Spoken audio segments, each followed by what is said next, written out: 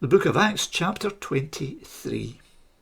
Paul looked straight at the council and said, "My fellow Israelites, my conscience is perfectly clear about the way in which I have lived before God to this very day."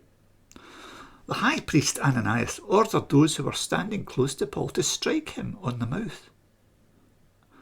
Paul said to him, "God will certainly strike you, you whitewashed wall. You sit there to judge me according to the law, yet you break the law by ordering them to strike me." The men close to Paul said to him, "You're insulting God's high priest."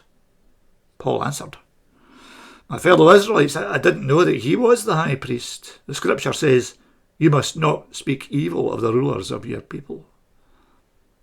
When Paul saw that some of the group were Sadducees and others were Pharisees, he called out to the council, "Fellow Israelites, I am a Pharisee, the son of Pharisees. I am on trial here because of the hope I have that the dead will rise to life." As soon as he said this, the Pharisees and Sadducees started to quarrel, and the group was divided. For the Sadducees say that people will not rise from death, and that there are no angels or spirits.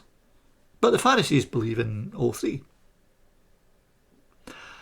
The shouting became louder, and some teachers of the law who belonged to the party of the Pharisees stood up and protested strongly. "We cannot find anything wrong with this man. Perhaps a spirit or an angel really did speak to him." Oh, the argument became so violent that the commander was afraid that Paul would be torn to pieces, so he sent his soldiers in to go down to the group, get Paul away from them, and take him into the fort. That night, the Lord stood by Paul and said, "Don't be afraid. You have given your witness for me here in Jerusalem, and you must also do the same in Rome." The next morning, some Jews met together and made a plan. They took a vow that they would not eat or drink anything until they had killed Paul. There were more than 40 of them who planned this together. Then they went to the chief priests and elders and said, "We have taken a solemn vow together not to eat a thing until we've killed Paul. Now then, you and the council send word to the Roman commander to bring Paul down to you, pretending that you want to get a more accurate information about him, but we will be ready to kill him before he even gets here." But the son of Paul's sister heard about the plot, so he went to the fort and told Paul. Then Paul called one of the officers and said to him, "Take this young man to the commander. He has something to tell him."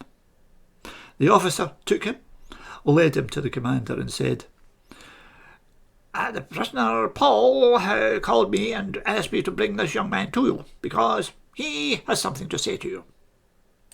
The commander took him by the hand, let him off by himself, and asked him, "What have you to tell me?" And he said, "The Jewish authorities have agreed to ask you tomorrow to take Paul down to the council, pretending that the council wants to get more accurate information about him.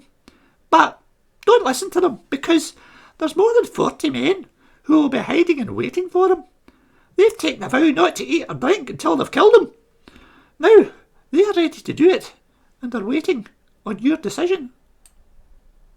The commander said, "Don't tell anyone that you have reported this to me," and he sent the young man away.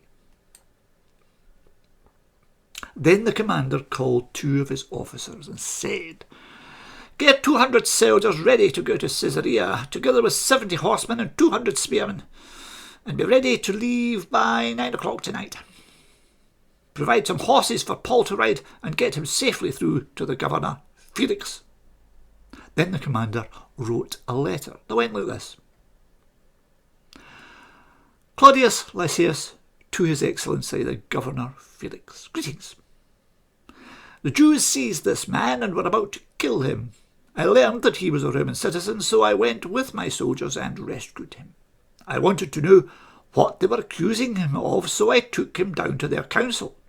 I found out that he had done nothing wrong for which he deserved to die or be put in prison. The accusation against him had to do with questions about their own law. And when it was informed that there was a plot against him, at once I decided to send him to you. I have told his accusers to make their charges against him before you. The soldiers carried out the orders. They got Paul and took him that night as far as Antipatris. The next day, the foot soldiers returned to the fort and left the horsemen to go on with him. They took him to Caesarea, delivered the letter to the governor, and handed Paul over to him. The governor read the letter and asked Paul what province he was from. When he found out that he was from Cilicia, he said, "I will hear you when your accusers arrive." Then he gave orders for Paul to be kept under guard in the governor's headquarters.